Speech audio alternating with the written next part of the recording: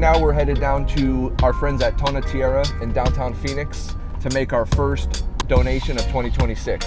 This is part of our commitment to make $500 donation to a new nonprofit every month this year. We've been working with Tona Tierra for a lot of years, probably close to 15 years. We printed t-shirts for them. We've donated t-shirts to them. It's just a great organization that does a lot of good in their community. I'm gonna let Evie explain exactly what they do when we get down there.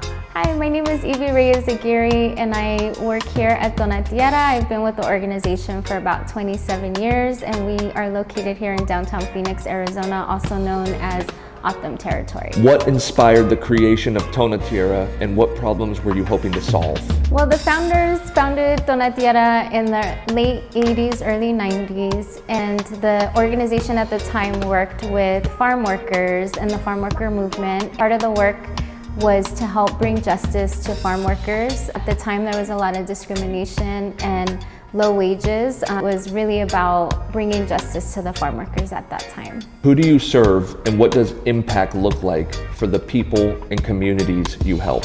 Tona Tierra serves as an embassy for Indigenous peoples. Our work spans from the local to the national and international arena. Currently, a lot of our local work here is with Indigenous communities who are being marginalized and whose human rights and civil rights are being violated. More so, it's really about providing a resource for community and a place for community to get together, organize and advocate for themselves. Can you share a powerful story or moment that reflects the heart of Tona Tierra's work? Yeah, I think that back in 2010, during the passing of SB 1070, which was what we called the Show Me Your Papers law, it was a really difficult time for the community here in Phoenix. There was a lot of racial profiling that was happening.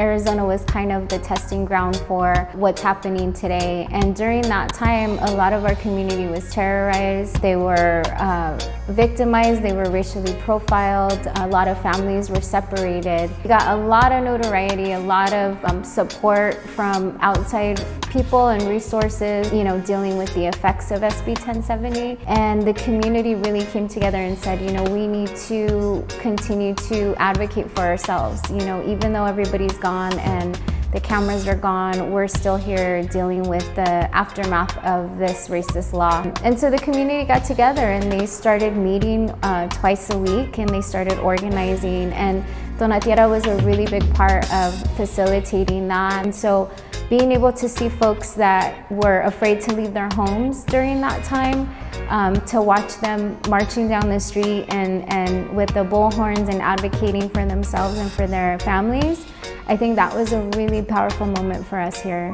at Tona Tierra. What challenges does Tona Tierra face that most people wouldn't know about? I think one of the major challenges that we have here at Tona Tierra is funding, and funding for capacity, definitely.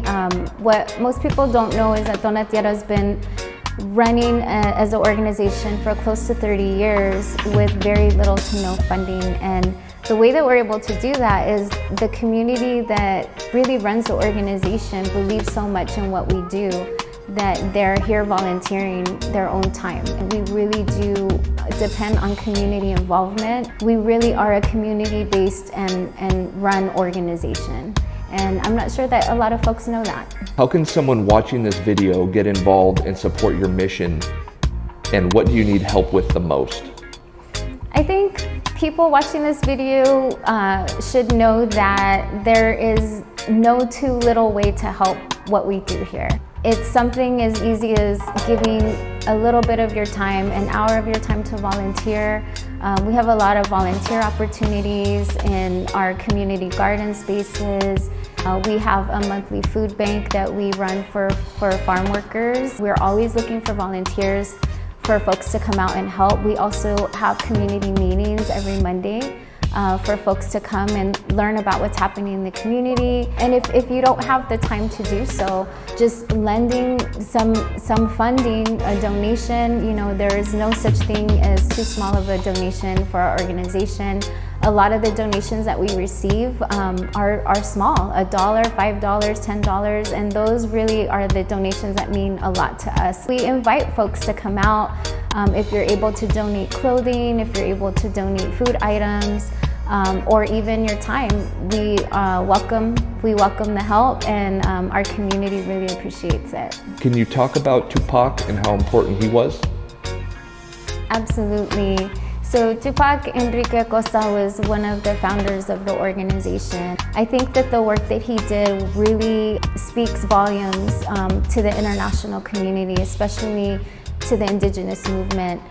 Tupac saw an opportunity for us as Indigenous Mexica people who speak both colonial English and Spanish. He saw the opportunity for us to be able to build a bridge between Indigenous peoples in the North and the South, because we were able to speak both languages. And we serve as an embassy. We do exactly what an embassy does for colonial governments. We do that for Indigenous communities and nations. And that was something that Tupac envisioned, that this was a place for us to have for all of our relatives to come from all over the world, to have a place to come and organize and work and strategize together. I think that without Tupac being at the forefront of that work, I don't know that that would have happened the way that it did, and I don't think that our movements would have been connected internationally the way they are now.